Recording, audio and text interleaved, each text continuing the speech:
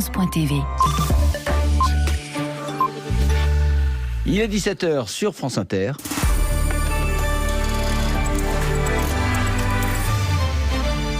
Les infos, Laetitia Gaillet. Marseille, Bordeaux, Nice et donc maintenant Lyon. Le virus circule. Les grandes villes prennent donc des mesures pour s'en protéger au mieux, sans reconfiner. À Lyon, par exemple, l'Agence régionale de santé et le préfet de la région ont pris la parole en début d'après-midi. Le nombre de personnes contaminées a doublé en 8 jours, en conséquence de quoi les rassemblements de plus de 10 personnes sont interdits. La jauge pour les grands événements est ramenée à 1000, mais aucune heure de fermeture n'a été décidée pour les bars et les restaurants. Pascal Maillot, le préfet de la région Auvergne-Rhône-Alpes, avec Mathilde Imberti. Pour le moment, nous avons décidé de ne pas fermer les bars et restaurants en lien avec la profession et en lien avec les élus, considérant qu'il valait mieux que les gens soient dans ces établissements plutôt que sur la voie publique et qu'en même temps, des contrôles seront effectués de façon beaucoup plus soutenue. Mon objectif n'est pas de taper. Mon objectif est de faire comprendre à nos concitoyens qu'il nous faut assurer la cohabitation de deux principes, faire reculer l'évolution de l'épidémie et préserver au maximum l'activité individuelle et collective. Et à noter, le plan blanc pourrait être déclenché dans les prochains jours pour les hospices de Lyon. Pour aller en Italie, il faudra maintenant montrer patte blanche quand on vient de France. Le ministère de la Santé italien a annoncé aujourd'hui des tests de dépistage obligatoires à partir de demain pour les habitants de 6 régions, Île-de-France, Auvergne-Rhône-Alpes, Corse, Hauts-de-France, Nouvelle-Aquitaine, Occitanie et PACA. En Grande-Bretagne, les autorités, elles, avertissent aujourd'hui, le pays doit changer de cap, sans quoi on s'achemine vers une deuxième vague. Les messages alarmistes viennent du conseiller scientifique du gouvernement, mais aussi de la médecin-chef pour l'Angleterre. Boris Johnson, le Premier ministre britannique, doit s'exprimer demain devant le Parlement. En Espagne, c'est reparti pour un tour à Madrid. Près d'1 million d'habitants de la région sont depuis ce matin priés de rester chez eux. Alors ce n'est pas le reconfinement, mais ça y ressemble. Il faut rester chez soi pendant 15 jours, la majorité du temps. Alors ça concerne surtout des quartiers très ciblés. Reportage de Mathieu de Taillac. Carabanchel, un quartier du sud de Madrid, quartier populaire avec ses rues plus tranquilles que d'autres, ses établissements de paris sportifs qui ont poussé comme des champignons ces dernières années, quartier confiné depuis ce lundi ou en tout cas à la mobilité limitée. Les habitants n'ont le droit de sortir de leur zone que s'ils ont une raison valable, aller travailler par exemple. Yolanda, 53 ans, serveuse au chômage partiel, est indignée. Elle participait hier à une manifestation devant son centre de santé publique. On nous montre du doigt comme si on était responsable de notre situation, alors que ce n'est pas vrai. Ici, on porte le masque. C'est vrai que les logements sont petits, qu'il y a beaucoup de gens qui vivent sous le même toit. Il y a beaucoup de gens qui vivent ici, mais qui travaillent dans l'hôtellerie dans le centre-ville. Ils doivent prendre les transports en commun. Dans les centres de santé publique, il y a très peu de médecins, très peu de personnel, très peu d'infirmiers. Ils transforment nos quartiers en ghettos, alors que ce qu'il faudrait faire, c'est garantir un meilleur service de santé et un meilleur transport en commun. Parmi les slogans, des accusations de racisme social et des appels à la démission de la présidente de la région, le malaise des quartiers sud de Madrid commence à se faire entendre dans toute l'Espagne. Mathieu de Taillac, la présidente de la Communauté de Madrid, demande, elle, aujourd'hui l'aide de l'armée espagnole pour lutter contre le coronavirus. La fermeture de l'usine de Béthune est la seule solution. La direction de Bridgestone l'assure aujourd'hui. Elle l'a dit aux élus, aux syndicats et au ministre du Travail et délégué à l'industrie. Elle entend, cette direction, participer toutefois à la recherche de solutions pour le territoire. Elisabeth Borne qui assure que le gouvernement se battra pied à pied pour sauver les emplois. Agnès Pannier-Runacher, elle indique que les scénarios alternatifs à une fermeture du cycle vont être étudiés lors d'une nouvelle réunion d'ici 2 à 3 semaines. Et le gouvernement annonce également qu'il va mener une contre-expertise à cette fermeture de l'usine Bridgestone à Béthune dans le Pas-de-Calais. C'est son jour à lui. Jean-Luc Mélenchon lance ce soir à la Mutualité à Paris sa fondation La Boétie. Le leader de la France insoumise a prévu de faire un discours type Panthéon à l'image de ce qu'a fait Emmanuel Macron. C'est en fait une réponse du berger à la bergère, ou plutôt du berger au berger. Il a choisi de célébrer 1792 plutôt que la naissance de la Troisième République, Laurence Perron. L'objectivité en histoire est une chimère. L'historien américain Howard Zinn le défendait. Vous ne pouvez pas être neutre à bord d'un train qui roule. La bataille de mémoire que livre aujourd'hui le patron de la France insoumise au président de la République en est une nouvelle illustration.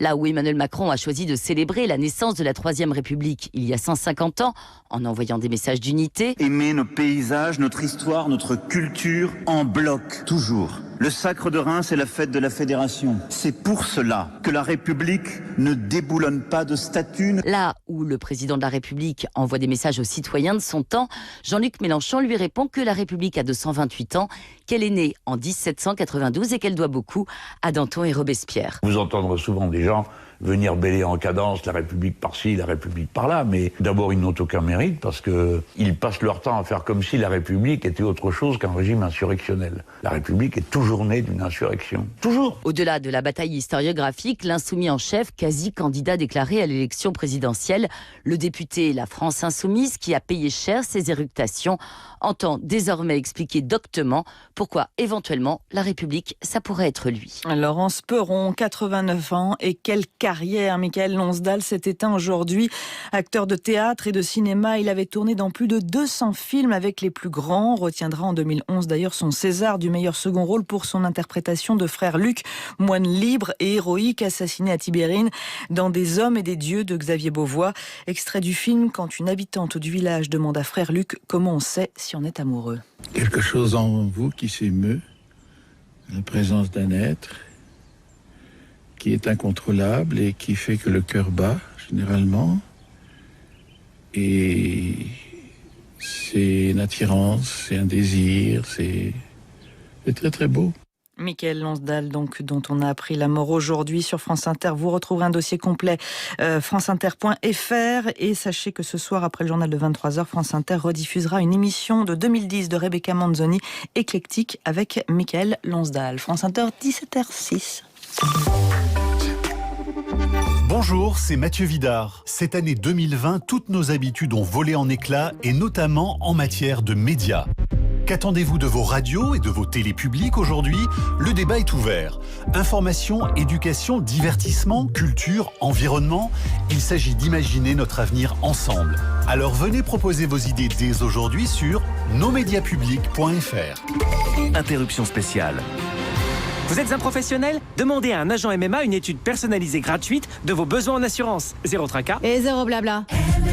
Cette envie d'écrire sur une période beaucoup plus contemporaine. Alice Zeniter. Être vraiment plongé dans le présent en me disant qu'est-ce qu'on fait de cette matière brute. Faire de la politique pour les différents personnages du livre, ça veut pas dire la même chose. Pour lui, ça veut dire travailler à l'Assemblée nationale. Pour elle, qui est aqueuse, se battre en ligne pour conserver une liberté. Est-ce que j'ai choisi la bonne cause ? Est-ce que l'ennemi n'est pas trop grand pour être défait ? Ça me passionne. Comme un empire dans un empire, d'Alice Zeniter. À lire maintenant, un roman Flammarion. Et maintenant sur France Inter, c'est par Jupiter. Et ouais, c'est comme ça. Merci Laetitia Gaillet pour les informations. Démarrons immédiatement.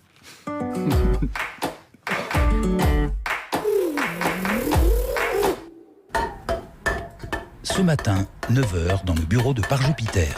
Salut Charlie. Chut, je suis en pleine création là. Avec une agrafeuse et une canette de coca. On reçoit le patron d'IG Metal. N'hésitez pas à lire le tableau des invités. On reçoit Woodkid et il bosse sur des sons produits par les sculptures futuristes de Jean Tinguely. Mais pourquoi il fait pas ça avec une guitare comme tout le monde lui ? Bon, alors tu vois, c'est pour ça qu'il faut des professionnels de la musique dans l'émission. Ah, ouais, mais c'est le travail de Mélanie, ça. Oui, mais alors elle est confinée chez elle. Mélanie a le Covid ? Non, elle est cas contact. Merde, comment ? De qui ? Tu as une interview, je sais plus si c'est avec Chapelier Fou, Petit Biscuit. Ouais, alors ça c'est des gens qui font du son avec des chapeaux et des biscuits, c'est ça ? Si tu écoutais les chroniques de Mélanie, tu dirais moins de conneries. C'est la tuile, le jour où on a Woodkid, il n'y a pas Mélanie. Paniquez pas, je m'en occupe. Tu t'en occupes, tu veux dire comme la semaine dernière quand t'as remplacé Max Bird ? Bah oui, puisqu'il faut tout faire dans cette baraque. Mais alors bientôt tu vas nous remplacer, nous aussi ? Si vous êtes en quarantaine, moi faut bien que je trouve des solutions. Tiens, attends, c'est marrant ça, j'ai envoyé un SMS à Mélanie pour demander de ses nouvelles. Et là elle me répond que c'est dommage que Woodkid ait annulé. Ah bon ? Et elle ajoute, mais c'est marrant qu'il soit qu'à contact de Miel des Montagnes. Ça doit être des gens qui font du son avec du miel, ça ? Charline ? Oui ? Tu veux faire les chroniques à notre place, c'est ça ? Ah d'accord, c'est ça. Très bien, si tu veux tout faire toute seule, on a qu'à te laisser en tête à tête avec l'invité. Mais non, mais j'avais envie d'essayer une chronique musicale, c'est tout. Ok, tu veux pas aller nous chercher un café ? Pourquoi est-ce que j'irais vous chercher un café déjà ? Pour voir si t'es prête à remplacer aussi la stagiaire.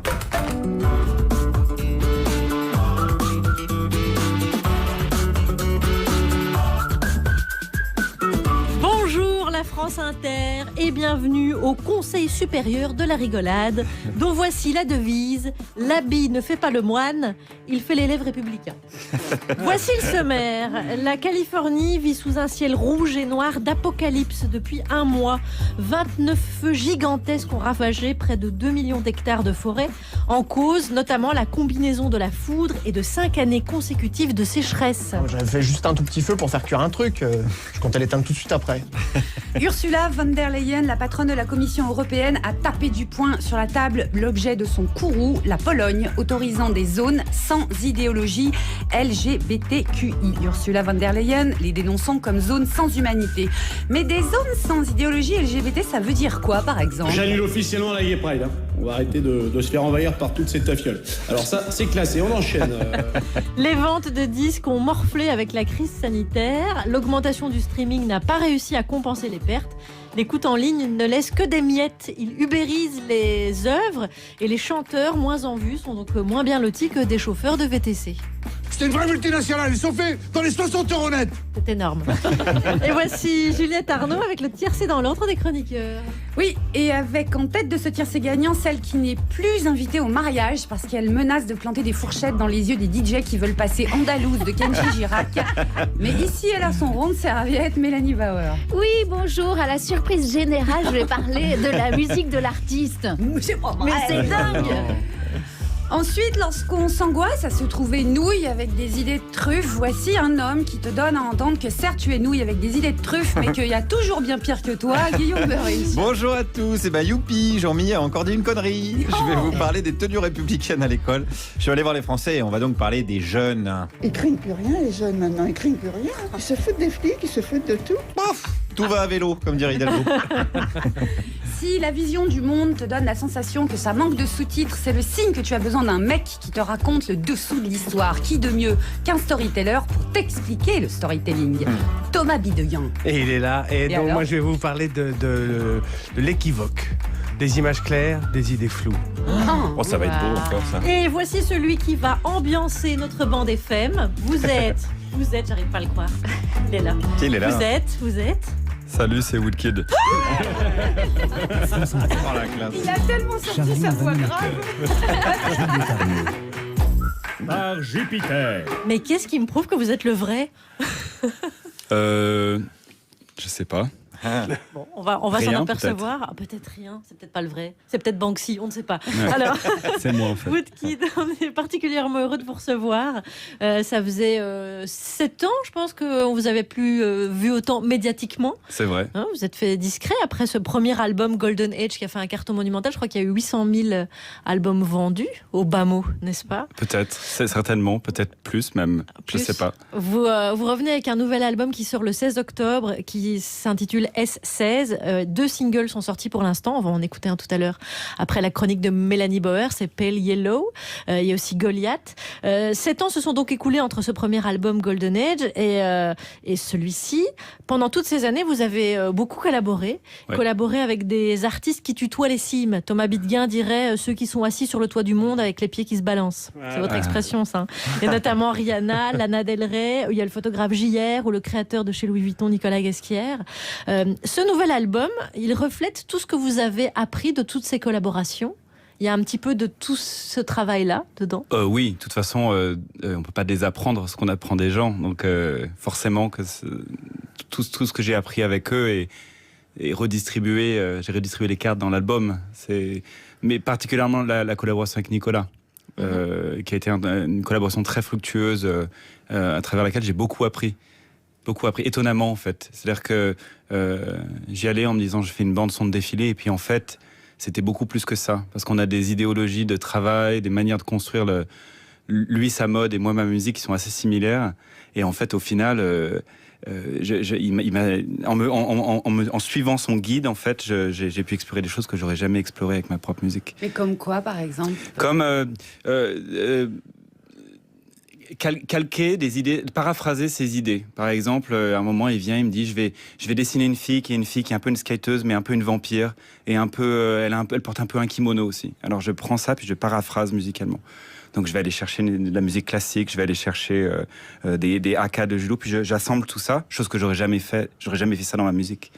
Et en fait, je mets ma petite sauce, je cherche le liant, et puis en fait, j'ai l'impression d'étendre un peu mon espace créatif avec ça. Oui. Vous réalisez aussi beaucoup de clips, vous posez des images sur votre musique et sur la musique des autres, notamment Lana Del Rey par exemple. Est-ce que justement quand vous composez, il vous vient aussi assez automatiquement des images en tête? Oui, tout le temps. Quand j'étais gamin, j'avais un petit lecteur CD à côté de mon lit, et puis j'achetais des bandes son de films que j'avais des fois pas vues, et puis je me mettais la musique dans les oreilles. Et je m'inventais mes propres images. Je crois que mon cerveau, il s'est construit comme ça. Mon cerveau artistique, il s'est construit comme ça. C'est qu'il y avait forcément une relation implacable entre la musique et l'image. C'est marrant parce que moi, je vous imagine plutôt en train de passer des heures à vous dire est-ce que Bing, ça sonne mieux qu'un Bobink? Aussi, mais ça, c'est la suite. Ça, c'est après, une fois que cette connexion, elle existe, après, il y a le détail. Et là, oui, je peux passer des heures. Mais pas parce que je suis un contrôle freak ou un maniaque, même si je le suis un peu. Aussi parce que ça me passionne, parce que c'est génial de faire ça. Enfin, vous le savez, vous travaillez à la micro-nanoseconde. Clairement. Votre phrasé. Bien sûr. Ah oui. Voilà, le lancement d'une pub. De poil de cul, on parle de poil de cul. Mais aussi parce que c'est passionnant de faire ça, parce que c'est ça l'artisanat du son. Et votre musique est très évocatrice aussi. On a tout de suite plein d'images en tête qui défilent quand on l'écoute. On est très impatient évidemment de ce nouvel album. Et il y a 2 titres qu'on peut entendre, notamment celui qui s'intitule Pale Yellow, qu'on peut traduire par jaune pâle. Absolument. Alors, ça donne un peu le ton de la couleur musicale de l'album? Ouais. C'est la couleur du soufre, qui est un élément S16, c'est ça, c'est un élément qui est récurrent dans l'album. Ah, c'est l'élément chimique S16. L'idée de la chimie, l'idée de l'ambivalence de cet élément qui est aussi fondateur de vie, mais aussi du gaz moutarde, qui est aussi l'engrais, mais aussi le symbole du diable en alchimie. Donc c'est toute cette ambivalence-là qui est dans l'album. Dites-moi, est-ce que vous vous êtes remis en question après l'immense succès que vous avez connu il y a 7 ans? Oh, vous avez lu le dossier de presse. Grillé. Eh bien, c'est ça, le travail au poil de l'autre. Vous voulez dire que c'est du storytelling et que tout ça, c'est pas... Absolument. Eh bien oui, je me suis remis en question. C'est dingue. Démasqué, bien joué, Woodkid. Il est trop fort. Il est vraiment trop fort. Oui, parce que si je suis très honnête, j'ai fait ce premier album avec une force qui était celle qui m'animait à ce moment-là, c'était que je me la racontais très sérieusement. Et en fait, j'aurais pas pu le faire si j'avais pas un peu s'il n'y avait pas ce geste adolescent, s'il n'y avait pas cette envie de prouver plein de trucs au monde. Le contre-champ de ça. Je regarde M. Bigger en disant, mais le contrepoids de ça, c'est que en sortie de mon album et de ma tournée, je me rends compte qu'en fait, là où je pensais que je savais beaucoup de choses, en fait, je savais pas grand-chose et que j'avais beaucoup à apprendre. Et vous avez repris vos chères études. Oui, ça. C'est assez touchant d'oser dire, passé 30 ans, qu'on s'est replongé dans des ouvrages théoriques. Oui, et puis de toute façon, on perd jamais à le faire. Qu'on ait 30, 40, 50, 60, 20 ans. En fait, moi, je suis quelqu'un de très curieux. Et en fait, j'adore apprendre. Donc, j'adore apprendre des autres, puis j'adore apprendre moi-même. Je passe mon temps sur YouTube à regarder des tutoriels de trucs à droite, à gauche. Juste parce que je considère l'outil comme un moyen de narration aussi, de raconter des histoires. L'outil me donne des idées. Donc, il faut toujours apprendre... Enfin, dans mon cas, j'apprends tout le temps avec ça. On va apprendre de vous jusqu'à 18h, attention. The Last Flash. Punaise. Vous voulez dire punaise sur les Breeders? Pardon, c'est ma jeunesse. Pareil. Cannonball. En attendant, Woodkid avec nous jusqu'à 18h. Il y aura un extrait de son nouvel album, Pale Yellow. L'album s'appelle S16. Je vous laisse avec les Breeders. Ça vous plaît, Woodkid? Toujours. Go.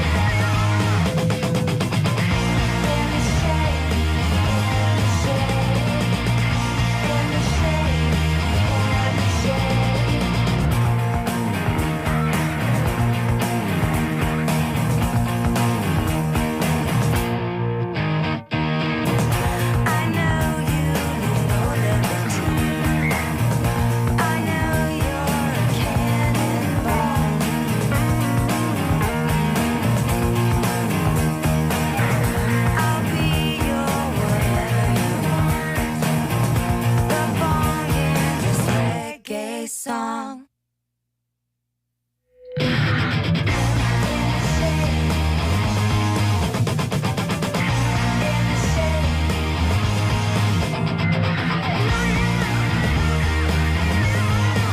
Vous écoutez France Inter, par Jupiter, c'est lundi, on a donc la patate et en plus on reçoit Woodkid.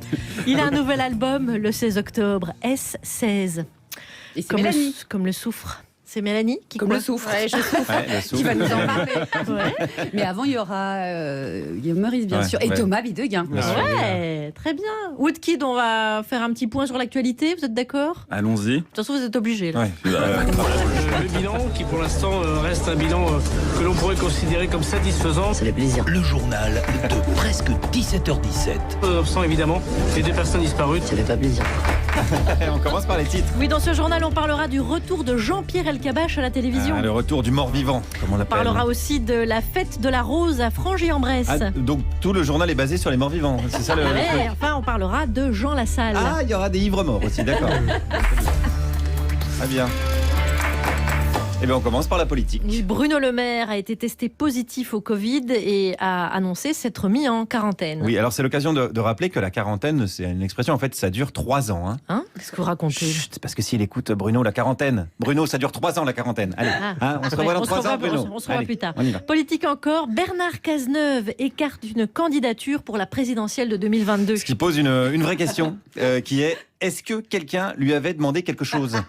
Ah bah non, en effet, là, non. c'est bien ce qui me semblait, donc on poursuit. Voilà, on perd Alors, du temps, coup là. de tonnerre chez LREM, Pierre Persson quitte la direction pour créer, je cite, un électrochoc dans le parti. Un électrochoc. Je ne sais pas comment ils vont se remettre d'un tel événement, parce que Pierre Persson, c'est quand même le gars qui avait fait... c'était lui qui avait... Si, Non, il avait mais- fait le... Ah non, c'est l'autre. ça. Alors, attendez, parce que je Oui, crois que le oui. patron des LREM, Stanislas Guérini, est en PLS quand Qui même. ça? On enchaîne. On enchaîne, Alors ouais. hier avait lieu 6 législatives partielles et sur ces 6 élections, les candidats de La République En Marche seront présents au second tour dans 0 circonscription. Ils ont été éliminés partout. Ah vous voyez, comme quoi, parfois ils sont de gauche. Ils ont le même sens de la défaite que la gauche. Science à présent, selon le neurologue Bruno Dubois, on tient peut-être le chemin de la solution face à Alzheimer. Excellente nouvelle pour Barbara Pompili, qui pourra retrouver tous ses bons vieux souvenirs sur les néonicotinoïdes. Le député Jean Lassalle se gare sur un passage à niveau et bloque un train. Oui, on dirait une brève, mais non, c'est une actu politique. Jean Lassalle aurait déclaré alors qu'il suffisait au train de contourner la voiture avant d'ajouter « Allez Roger, remets-nous un Ricard ». Alcool toujours, parlons des chasseurs. Alors qu'il poursuivait un cerf, ce dernier a trouvé refuge à Compiègne avant de retrouver le chemin de la forêt. C'est une bonne nouvelle, parce que ça aurait été vraiment atroce là. Oui, le pauvre cerf a failli mourir tué par Non. les chasseurs. Non, Hein ça aurait été atroce, c'est que le cerf se retrouve contraint de vivre à Compiègne. C'est vraiment un truc qu'on souhaite à personne. Ouais. Sport à présent, le Tour de France est terminé et je crois que Laetitia Gaillet est vraiment extrêmement soulagée. Écoutez. Jean-Pierre Blimaud en direct du Tour de France. Alors Jean-Pierre Blimaud, vous m'entendez? Oui, tout à fait, Laetitia, effectivement, avec une étape vraiment très spectaculaire. Et pour l'instant, ça se jouera entre les hommes de groupe de tête. Est-ce que j'ai tout bon, Jean-Pierre Blimaud? Est-ce que Jean-Pierre Blimaud m'entend dans le Tour de France? Oui, eh bien écoutez, vous avez tout bon, mais c'est une étape quand même qui a été... Oui, vous avez tout bon, mais c'est une étape qui a été... Oui, on est là. On vous entend très bien. Ah, on a retrouvé Fanny Lechevestrier? Trop tard. Non, Fanny, c'est bon. Oui, on est là avec à 15 km de l'arrivée. Et celui qui porte On a perdu Fanny Lechevestrier. C'est dur, on Ce l'embrasse quand fut même. une épopée, en Ouais. effet. Twitter est accusé d'avoir mis au point un algorithme mettant davantage en avant les visages des personnes blanches que ceux des personnes noires. Oui, c'est le même algorithme qui gère les ressources humaines de France Inter. Média maintenant, Jean-Pierre Elkabbach aura à nouveau une émission sur CNews à partir de dimanche prochain, et ce après un an d'absence. Alors, ça va lui faire tout bizarre de réaliser qu'en un an seulement, il est devenu la personne la plus à gauche de la chaîne. Science, en Égypte, 14 nouveaux sarcophages ont été découverts dans la nécropole de Saqqara. Oui, enfin, là, 2 infos de suite sur Jean-Pierre Elkabbach. Non, on arrête. Ah, vous avez raison. Non, On va arrêter là. On alors, arrête là, très parce bien. que c'est n'importe Merci quoi, là. Guillaume Meurice. vous en prie. 17h25 sur France Inter. Woodkid est dans notre compagnie. Il est même 17h25, comme l'indique l'horloge monumentale de Tassin la demi-lune, près de Lyon. Vous avez lu le dossier de presse. Et le Wikipédia, tout. Hein, tout C'est vrai. tout. Je suis né à Tassin la demi-lune, à côté de Lyon. Et il y a une horloge monumentale. Ouais, c'est connu pour ça. Ouais, oui. Alors, on va aborder ce premier sujet avec vous. C'est un sujet que vous nous avez suggéré. Tout l'ouest des États-Unis est en feu depuis 1 mois. Et les incendies sont si gigantesques que les fumées ont fini par atteindre l'Europe. Il y a environ 15 000 pompiers qui sont mobilisés. Les images qui nous parviennent sont plus réelles qu'une apocalypse. Et l'Amazonie aussi est en train de brûler dans une indifférence générale par rapport à l'an dernier. Alors que faire pour s'en soucier? Peut-être ça. Qu'est-ce qu'on a fait les tuyaux? Tellement c'est de la grande échelle. Qu'est-ce qu'on a fait les tuyaux? Pas de panique, il nous les faut. Mais l'incendie là-bas fait rage. Voilà. Mais comme ça, on met un petit peu en lumière les choses. On se réveille sur le sujet avec Sacha Distel, l'incendie à Rio. Woodkid, vous avez choisi ce sujet qui est littéralement écrasant. C'est tellement gigantesque qu'il est difficile de trouver les mots pour en parler, à part les chiffres. Les 2 millions d'hectares, une trentaine de décès, les maisons brûlées, les voitures, etc. C'est fou. Comme, vous nous avez apporté ce sujet. Comment en parler? Qu'est-ce qui... C'est difficile parce que il y a beaucoup de paradoxes là-dedans. Moi, ce qui m'interpelle, c'est les images, en fait. C'est vraiment, pourquoi on partage ces images-là et avec quel point de vue on les partage. Et j'ai l'impression qu'il y a autant de fascination que d'horreur, en fait. Ouais. Et j'ai vu des montages hyper esthétisants de plans de drone, par exemple, dans ces cieux oranges, montés sur la musique de Blade Runner, avec cette espèce d'impression que la fiction rencontre la réalité. Moi, ça m'interpelle beaucoup parce que j'ai l'impression qu'on n'arrive plus à lire les images pour ce qu'elles sont réellement. Qu'on les voit comme tout devient entertainment et que toute image devient sujet à entertainment, en fait. Et je regardais les images et je me disais, mais en fait, c'est affreux parce que c'est un endroit que je connais bien. J'y étais, pour la petite anecdote, j'y étais le 31 décembre pour le Nouvel An, puis j'ai dit, 2020, je la sens bien. Oui, en effet. Voilà, vous avez fait un barbecue? Voilà, exactement. De se dire que en fait, ça paraît si loin, parce que on dirait que c'est de la fiction, on dirait que c'est la science-fiction, on n'arrive presque pas à croire ces images-là, qu'on les traite, on les reposte presque avec légèreté, comme si c'était... Oui, vous trouvez qu'il y a une forme d'indécence à rajouter, ce qui est rajouté une forme de commentaire, Il y a une distanciation aussi, Pas d'indécence, parce que les images sont fascinantes en soi. Moi, je fais partie de ces gens qui travaillent dans l'image, donc forcément que les images m'interpellent, juste pour leur propre forme. C'est elles qui nous frappent et nous font réaliser ce qui se passe. Mais en fait, la réalité, c'est qu'elles nous frappent. Si ce ciel n'était pas orange, on ne partagerait pas ces images. On partage ces images parce que les images en elles-mêmes sont frappantes plus que la réalité de ce qui se passe. On ne montre pas de maisons en train de brûler, on ne montre pas vraiment les feux. On montre ce qu'il y a de plus esthétique autour de ces images-là. C'est un truc vraiment du contemporain qui me fascine un peu. C'est la puissance des images et à quel point plus elles sont puissantes, plus elles ont l'air de perdre du sens. Mais en même temps, ça vous fascine un petit peu parce que dans vos clips, il y a une imagerie post-apocalyptique qui est quand même assez présente. Donc j'imagine bien que... Non, le trouble, il est là. C'est très troublant parce que... je crois que mon album, il parle beaucoup de... Je raccroche là mon album, parce que je suis là pour faire un peu de promo, mais... ces forces-là me fascinent. Ces forces médiatiques, ces forces de pouvoir, ces forces environnementales, parce qu'elles sont aussi fascinantes qu'elles sont repoussantes. Et moi, j'ai l'impression d'être un vrai fruit de cette époque-là. Et j'arrive pas complètement encore à analyser ce rapport d'attraction-répulsion que j'ai pour ces images-là, pour ces forces-là... La fascination qu'il y a pour Trump, autant qu'il y a du dégoût, toutes ces forces surpuissantes qui sont autour de nous, qui ont l'air d'être aussi utopiques, dystopies en fait. Il y a tellement de partage d'images qu'il y a aussi des fausses images. Il y a des images qui ont été censées montrer la Californie alors qu'il s'agit de Hawaï. Et donc il y a... Ça c'est un peu effrayant aussi. Et fascinant, parce que la manipulation des images, c'est aussi mon métier, donc je me dis, où est la politique là-dedans? Jusqu'où on peut manipuler les images, jusqu'où... Ça, c'est vraiment les grandes questions du contemporain. Peut-être que si on avait davantage d'images de l'Amazonie, on s'inquiéterait aussi, parce qu'il y a 1 an, l'Amazonie déclenchait des réunions à l'ONU, des joutes diplomatiques entre Macron, Bolsonaro, etc. Et cette année, il y a autant de départs de feu en Amazonie que l'année dernière, et on en parle moins. On a l'impression qu'il faut qu'il y ait une esthétique du drame. Pour qu'on parle du drame. Un peu comme Notre-Dame. C'était Benoît Poulvoorde était venu dans cette émission. Il avait la même réaction que la vôtre, c'est-à-dire que l'incendie de Notre-Dame, il était fasciné par l'image, la couleur que ça dégageait. Si on est très honnête d'un point de vue purement plastique, les images sont sublimes. Il y a des images magnifiques en termes de contraste, d'exposition, de rapport de chaud, de froid. Et en fait, moi, je fais attention en fait dans mon travail. C'est toujours à quel point je me dis à quel point est-ce que je parle d'une certaine forme de drame ou d'une certaine forme de violence, mais je suis obligé parce que c'est dans mon ADN d'y trouver une forme esthétique.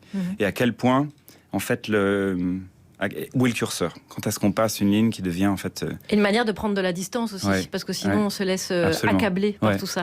Woodkid. Revenons justement à votre musique. Il y a cet album qu'on attend tellement avec Mélanie Bauer. Étrange personnage que ce petit garçon de bois. Pinocchio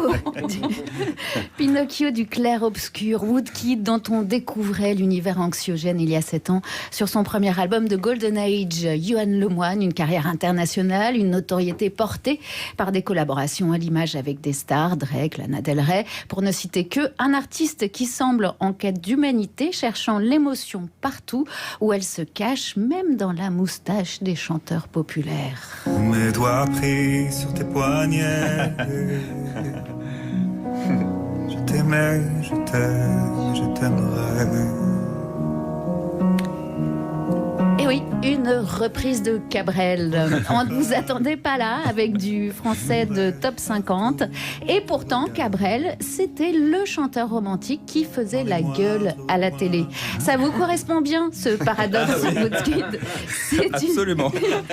C'est une mécanique enrayée qui utilise les sons qui ne tournent pas rond pour chercher les clés du grand mystère de l'intime. Chercher l'émerveillement dans le son, dans les sons du réel, se perdre dans le cliquetis des sentiments. Cette démarche que l'on retrouve dans les premiers morceaux diffusés de ce nouvel album, S16, était déjà là sur le premier disque.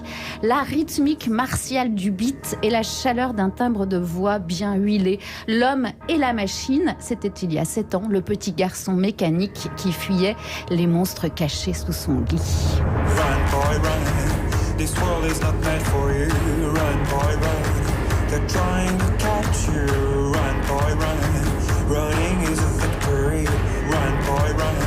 Beauty lies behind the hills. C'est cool, hein? Car c'est de cela qu'il s'agit avec ces nouvelles chansons. La machine, ou plutôt le fonctionnement de la machine, qu'elle soit immense avec Goliath, industrielle, écrasante et polluante, ou qu'elle soit intime avec nos propres conditionnements. Vous en avez d'ailleurs enregistré, bidouillé des sons de ferrailles artistiques au musée. Vous vous êtes amusé à les faire dérailler, créant ainsi ce sentiment d'impuissance face à nos angoisses de fin du monde, de justesse, mais aussi de mort. L'arrêt de ces petites machines que nous sommes, puissantes et si fragile. Where are you going, boy? When did you get so lost? How could you be so blind? How could you be so blind? C'est d'ailleurs amusant de voir les vues s'accumuler sur la page YouTube de ce clip Goliath, prémisse du nouvel album. Encore un cliquetis, 2 903 099 vues quand je suis passée ce matin. Et je me disais, voilà encore une machine virtuelle cette fois dont on observe sans rien faire la progression vers le succès.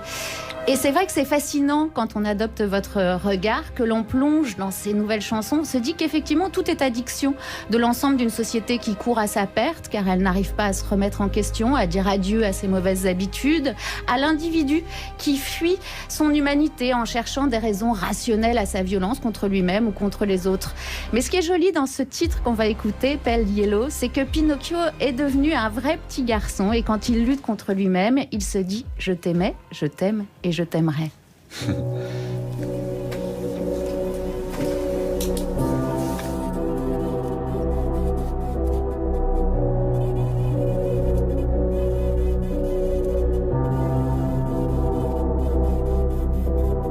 Pale yellow, release the dragon and let the fluid go. Just make the liquor flow. Pale yellow, as my heart races, I wanted you to know I will rise again, so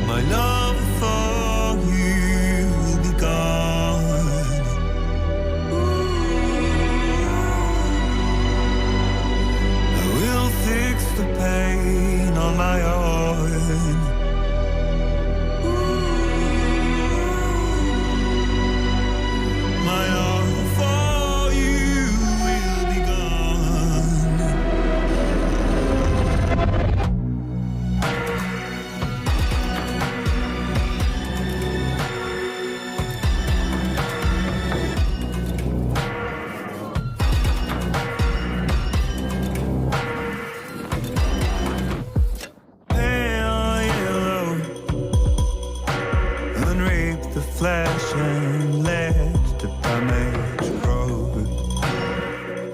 Like a blade in the chest bones. Pale yellow, relieve the weight and give it a last go. And make it your best shot.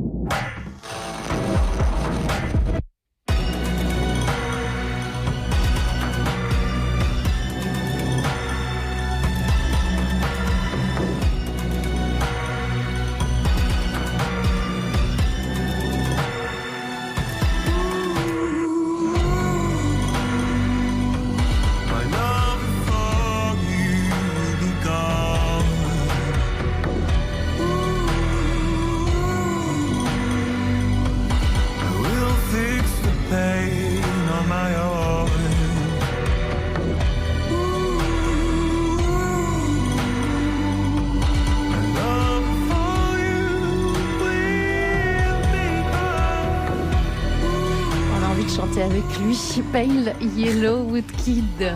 Voix pouvez, sublime. hein. Ah oui. Merci. Non, on n'oserait pas, vous chantez beaucoup trop bien.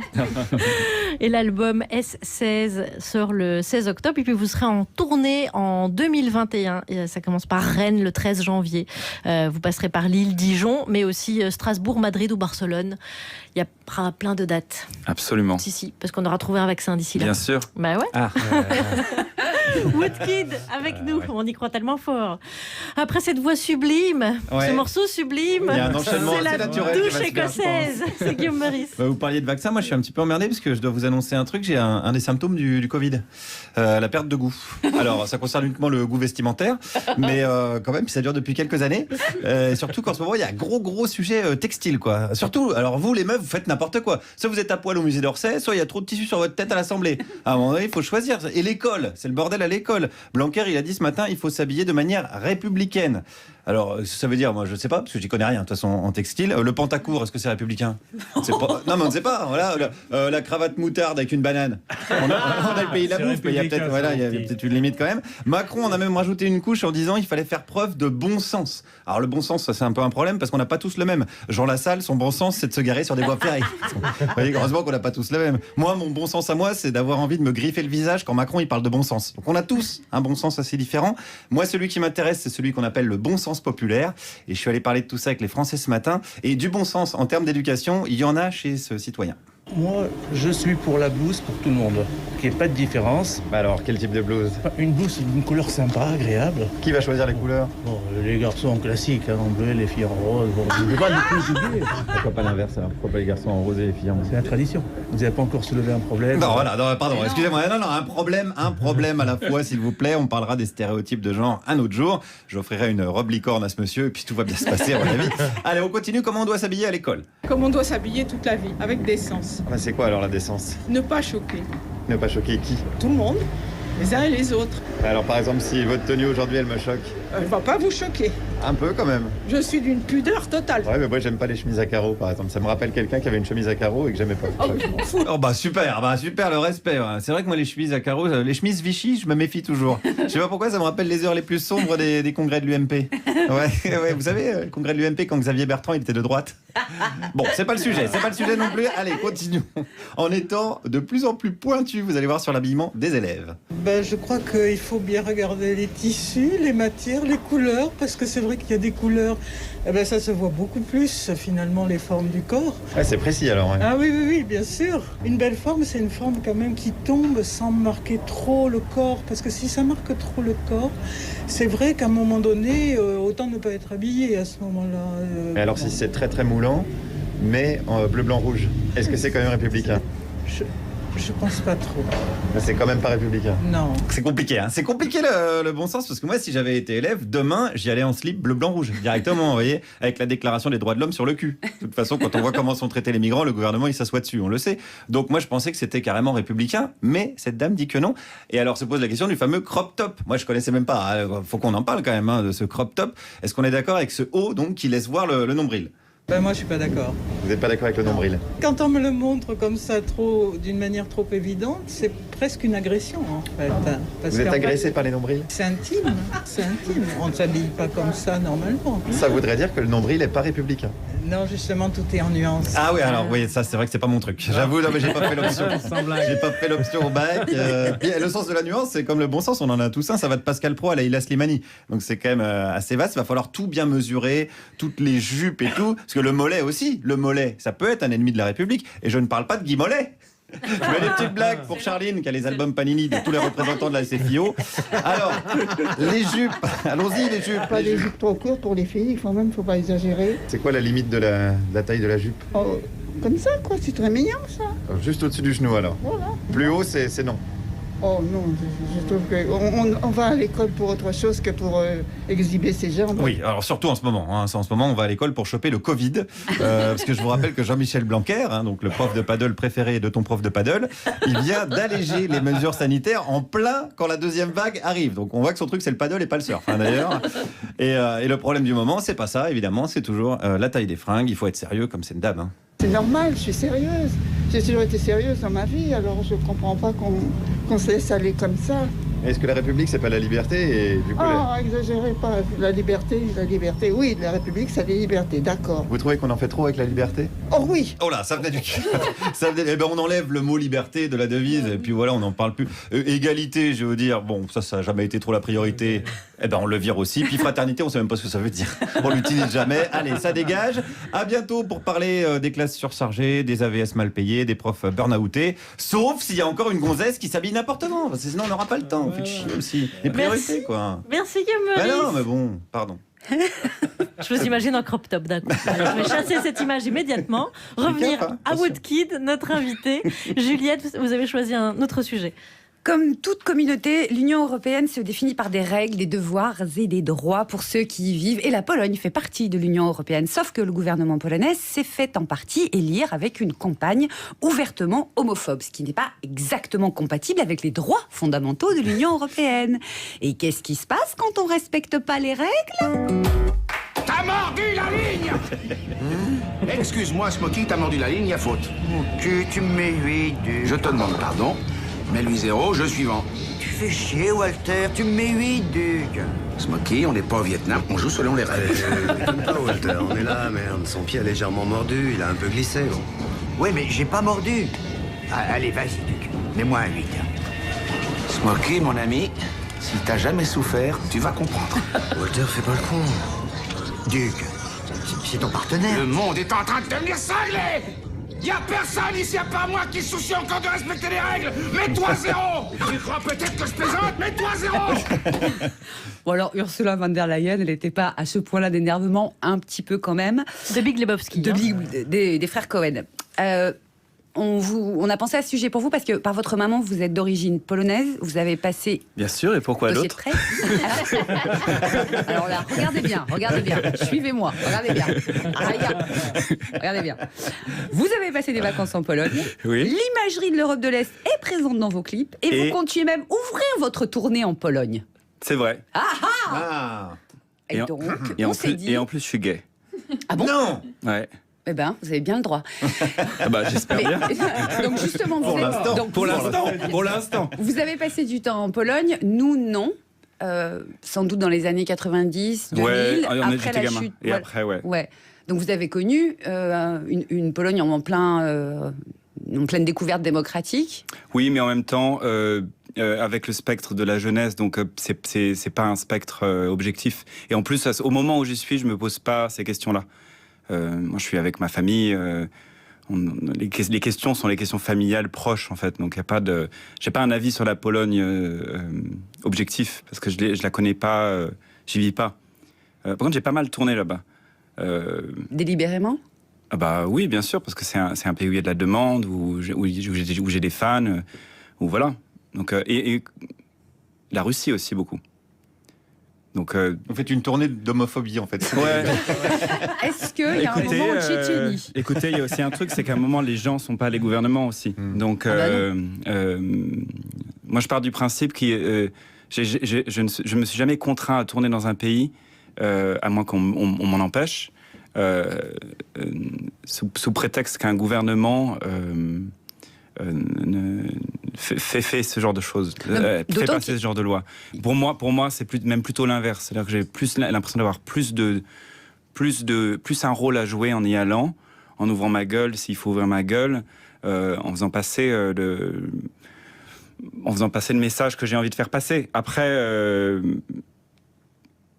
peut-être que demain, on me dira que je ne peux plus tourner en Russie, par exemple, ou que je ne peux plus tourner en Pologne. À ce moment, je trouverai d'autres biais. Il y a plein de biais qui existent. Voilà. Ok. Non, je sais pas, je réponds à la question. Non, bien sûr, mais en gros, en Pologne, en ce moment, il y a une centaine de municipalités et elles sont en fait dans un endroit assez précis de la Pologne qui est le sud-ouest. Mais les grandes villes, effectivement, ne sont pas touchées. Il y a même une résistance assez forte. Ah oui, oui. Et donc, j'imagine, oui, effectivement, que c'est plutôt dans ces endroits-là que, de toute façon, vous seriez amené à faire des concerts. Ouais, je pense qu'en général, c'est Cracovie, Varsovie. Voilà. Je pense qu'il y a dû avoir une offre sur Poznan ou des choses comme ça, mais en réalité, oui, évidemment, je peux pas tourner tous les pays dans tous les... Mais ce qui est étonnant, c'est que quand on arrive dans ces pays-là avec un peu ce profil, on va dire, légèrement politique que je peux avoir, ou en tout cas l'émergence de ce profil politique que j'ai, social, etc., la réception est très bonne. La réception est super, les kids sont géniaux. C'est pour ça que j'aime pas ces éléments de rhétorique sur la Pologne, la Russie, la Chine. Alors que moi, quand j'y vais, en fait, les kids russes, ils sont géniaux. Les kids polonais, ils sont géniaux. Il y a des contre-pouvoirs et des contre-mouvements qui sont super beaux à voir. Je pense que de toute façon, il y a une vigilance constante à avoir. La lutte, elle s'arrête pas. Même ici, hein. C'est pas que quand on met Darmanin au pouvoir, il y a un message sous-jacent qui est derrière. Donc la vigilance, elle est partout. Après, c'est un combat de longue haleine. J'essaie de le mener, mais je peux le faire mieux encore. Et vous irez sans doute en 2021, alors avec cette tournée Woodkid. Thomas Bidegain est le scénariste de l'équipe. Oui. Il en faut un. Eh oui.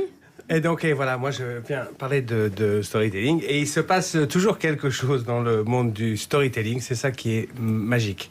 J'aurais pu d'ailleurs faire cette chronique sur les séquelles. J'y ai pensé un moment, sur les suites, en m'appuyant sur les réactions à la deuxième vague de Covid. Vu les hésitations et les contradictions, on est vraiment dans de la séquelle.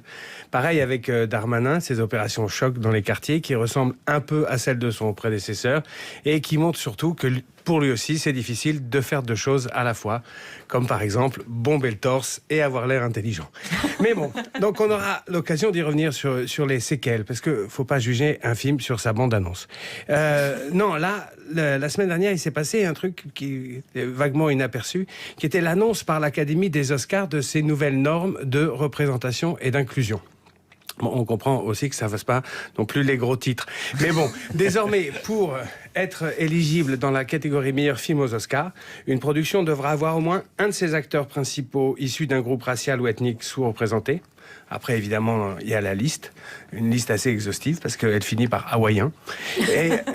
Ou alors, et ça aussi, on peut que s'en réjouir, on applaudit ça des deux mains, remplir un système de quotas où au moins 2 chefs de poste du film devront être soit femmes, soit LGBTQ+, soit handicapés, et un autre devra être issu d'un groupe ethnique sous-représenté, avec la même liste qui suit. Ou alors, et c'est là que ça se complique un peu, le film devra avoir une intrigue principale ou un axe de narration qui soit centré sur un groupe sous-représenté, femmes, LGBTQ+, groupe ethnique ou handicapé. Et là, ça se complique parce que si on peut que se réjouir du fait qu'un homosexuel hawaïen unijambiste puisse enfin avoir sa revanche sur un monde dans lequel ça n'a pas dû être facile pour lui de trouver sa place, eh ben, personne n'a envie qu'un comité statue sur la validité d'une intrigue ou du sujet d'un film. Parce que ce qu'on aime dans une histoire, c'est l'équivoque. On aime laisser sa place au spectateur. On aime qu'il puisse s'interroger sur le sens de l'histoire, comme dans une chronique d'Hippolyte Girardot. On a envie de projeter sur le récit ses propres préoccupations. C'est ce que Godard résume très bien en disant que le cinéma, c'est des images claires et des idées floues. Et il faudrait que ça le reste, parce que on peut s'interroger déjà sur la pertinence d'un filtre qui retient Citizen Kane, Taxi Driver ou La Nuit du Chasseur, et qui laisse passer Green Book, Pétrole, ou Qu'est-ce que j'ai fait au bon Dieu. Voilà, on dirait la page d'accueil Netflix. Mais voilà, des images claires, des idées floues. Mais bon, c'est comme ça. Comme maintenant, il y a une prime à l'univoque. C'est écrit noir sur blanc, il y a une prime au sujet. L'année dernière, c'est Parasite de Bong Joon-ho qui a gagné. Alors là, pas de problème, l'équipe, les acteurs, tout le monde est asiatique. Et en plus, pour une fois, c'est un des meilleurs films de l'année qui gagne. Mais bon, il n'y a pas de noir, il n'y a pas de rebeu, il n'y a pas de blanc, il n'y a pas de sujet LGBTQ+. Alors, est-ce qu'on n'attend pas la même chose, la même rigueur inclusive de la part de nos amis coréens? Ou si jamais on leur impose les mêmes règles, est-ce qu'on n'est pas en train de normaliser le cinéma alors que l'objectif à la base, c'était la promotion de la diversité? Donc voilà, parce qu'on a besoin d'altérité. On a besoin de toutes les altérités, même celles qu'on n'aime pas, même celles avec lesquelles on n'est pas d'accord. Ne serait-ce que comme point de fixation. On a besoin d'ennemis. On a besoin d'être violemment pas d'accord pour faire avancer les choses. C'est ma première femme qui m'a appris ça. Mais bon, c'est comme ça. Pour donner un coup de balai sur les statuts, et sur ces statuts et les membres de son CA, l'Académie des Césars a eu besoin de Polanski. Son rôle est équivoque, ça c'est pour le moins équivoque, mais s'il n'avait pas été nommé, s'il n'avait pas gagné, si on avait applaudi Adèle Haenel et Céline Sciamma à la place, ben rien n'aurait changé. On aurait tous été très contents, mais on serait dans l'univoque. Donc voilà, il n'y aurait pas eu de « on se lève et on se casse ». Et pour le coup, ça c'était vraiment une image claire. Donc on serait tous restés assis avec nos idées floues. Thomas Bidguin. Donc, vous nous avez appris plein de trucs, moi je savais pas ça. Non, ouais, je suis sorti le 9 septembre là. Mais c'est super. Après, c'est vraiment bien. C'est juste ce truc du sujet. C'est la première fois qu'il y a effectivement noir sur blanc. Il y a toujours eu des films qui avaient la faveur des Oscars ou des films et des sujets qui avaient la faveur des Oscars ou pas. Mais là, noir sur blanc, il y a un truc. C'est curieux. Bon. Il y a une charte technique, en tout cas, maintenant. La charte technique, c'est bien. Mais les sujets, c'est bizarre. Merci, Thomas Bidguin. Vous écoutez France Inter, Woodkid dans notre compagnie, et on va vous poser cette dernière question sur la musique qu'on écoute en ligne, qui est pas chère et très commode pour l'usager, mais qui semble faire crever beaucoup d'artistes. Est-ce que le streaming, c'est pas un petit peu l'Uber ou le Deliveroo de la musique? La dématérialisation ne laisse que des miettes, selon un article de Libération. D'où cette première question. Woodkid, votre album, il sort le 16 octobre, S16. Il y a déjà 2 titres disponibles, Goliath et Pale Yellow. Mais si on veut les écouter, en réalité, si on est très très impatient, parce qu'on vous adore, on veut déjà savoir à quoi il va ressembler, on a 2 choix, comme il n'y a que 2 titres, d'écouter le streaming, en fait. Non, vous pouvez aussi aller sur woodkid.store et acheter des vinyles, des objets matériels. Acheter les vinyles, donc il faut avoir encore le matériel. Mais bon, oui, mais c'est du c'est pas de l'ordre de... Il y a 1,5 million d'artistes sur les plateformes et il y a seulement 1% de ces artistes qui captent 90% des écoutes globales. Vous faites partie de ces 1% qui captent beaucoup? J'aimerais bien, mais... Parce que ça faisait 7 ans que vous faisiez plus d'albums, donc sur le streaming, maintenant vous êtes... Moi, il faut comprendre que mon premier album, je l'ai sorti un peu, vraiment au tout début de l'avènement du streaming. Donc il n'y a pas vraiment ça. Il y a encore iTunes à l'époque, donc on achète encore les morceaux à l'unité. Donc moi, mon premier album, le succès de mon premier album est ancré dans cette économie-là. Sauf que ce moment-là, c'est aussi, il faut se rappeler que c'est une période où on a failli tous mourir. On a failli tous mourir dans la musique parce que Internet et le piratage, c'était un vrai truc. Il faut aussi comprendre que le streaming a été une solution. C'est qu'au moment où le streaming arrive, c'est aussi une utopie. Après, maintenant, la situation a bien changé, mais c'est important. On ne peut pas parler de streaming sans parler aussi du moment où le bateau a failli complètement sombrer. Après, je vous en parlerai après les chiffres de cet album-là, parce qu'en fait, je sais pas vraiment où est-ce que je me situe. J'ai très peu de... je sais pas comment me positionner dans l'industrie, parce qu'en fait, tout ce qui était les chiffres repères de l'époque sont pas du tout les chiffres repères d'aujourd'hui. Ouais, 7 ans après, tout Et est ça n'a bouleversé. rien à voir. Ah ouais. Donc on pourra en reparler après. Oh bah, c'est une bonne idée. Mais moi je reviens, on il n'y a vient pas de vous souci, voir. je rigole bien ici. Bah Puis, ouais. voilà, ça me Nous fait du aussi. bien parce que je chougne à toutes mes promos, donc là, ça me fait un peu gré. T'es Mais, chaudnier. On est bien avec vous, alors on fera ça, c'est une non, bonne je sais idée. pas, on en parle un peu plus ou qu'est-ce que quoi vous lancez un sujet, vous avez un truc. On allait vous lancer un petit questionnaire. Ah, allez-y. Pour vous connaître encore mieux. Ça me va très bien. N'est-ce pas, Juliette? Allons-y. Un Parjupi-Proust. Ouh. Sur l'échelle de 0 à 10 de l'être humain multitalent, 17 ans Charlie Chaplin, auteur, réalisateur, acteur, compositeur, monteur, et 0 étant un Babybel, vous vous situez à combien? Allez, un petit 6. Oh si, c'est bien, 6 c'est bien. Ouais. C'est pas encore le couteau suisse, mais ça commence à C'est être pas bien. 5, mais c'est 6. Voilà. C'est bien. On ne peut plus dire dans les concerts tout le monde debout. Qu'est-ce qu'on crie? Tout le monde debout dans sa tête. Ou Air Pogo. Ou Pogo de coude. On dit. Je vous propose des choses. On dit restez chez vous, prenez un peu de temps pour vous et puis on revient quand on pourra vraiment le faire. Bon, d'accord, ok. Moi, j'étais contente de mon Pogo de coude. C'est Jean-Marie, bien aussi, hein, ça semble dangereux. le ministre de l'Éducation nationale, Jean-Michel Blanquer, nous a expliqué que le cross-top et le short, c'était pas trop républicain. Est-ce que le port de la casquette, c'est républicain? Oui. Ah oui. Pas sûr. Non. Ah, faut vérifier. Je peux pas l'enlever, j'ai pas de cheveux. Attendez, c'est filmé, regardez. Ah, la calvitie, c'est encore pire. Ouais, Faut garder la casquette. Calvitie, c'est républicain. Ouais, parce qu'après Moi, je propose que Jean-Michel Blanquer mette une casquette. Ah bah oui, voilà. Bon, on a la pas. solution. Ça se tente. Il paraît que votre première cassette que vous ayez eue, c'était Ace of Base. Ah ouais. Je suis sûre que c'était All That You Want. Est-ce que vous pouvez nous chanter le refrain? All that you want is another baby. Let's come tomorrow. All that you want is another baby. Doudou. Woodkid, c'était bon de vous retrouver. Ah. C'était très bon de vous retrouver. Et le 16 octobre sort donc votre album S16. Et donc, en attendant, Goliath, Pale-Yellow. Et on va sur quel site? Woodkid.store ou Woodkid, juste woodkid.com. C'est tellement chic. Ouais. Merci beaucoup, Woodkid. Merci. C'était un plaisir. C'est Et on top. vous attend en tournée en 2021. C'est la fin de cette émission, les amis. Déjà. Demain, on recevra la comédienne Alice Dufour. Du moins, on lui a lancé l'invitation. Si c'est comme ça. Alice.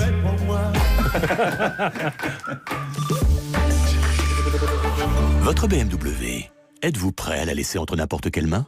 Chez BMW Service, nos techniciens ont